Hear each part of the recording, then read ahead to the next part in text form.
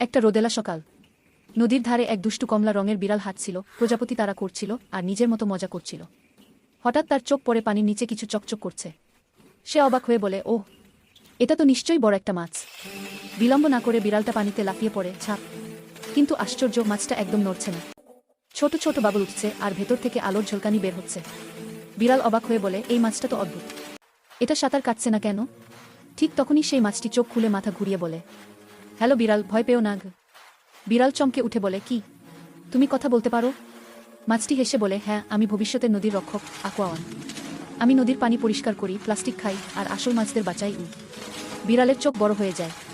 সে উচ্ছ্বাসে বলে, ওয়াও, তুমি তো সত্যিকারের হিরো, আমিও তোমার সঙ্গে কাজ করব। তারপর বিড়াল আর রোবট মাছ একসাথে নদী পরিষ্কার করতে শুরু করে। বিড়াল তীর থেকে প্লাস্টিক ও আবর্জনা টেনে আনে, আর aquawan পানির ভেতর ঘুরে ঘুরে নোংরা জিনিসগুলো খেয়ে ফেলে। উপরে সেতুতে দাঁড়িয়ে কিছু বাচ্চা সেই দৃশ্য দেখে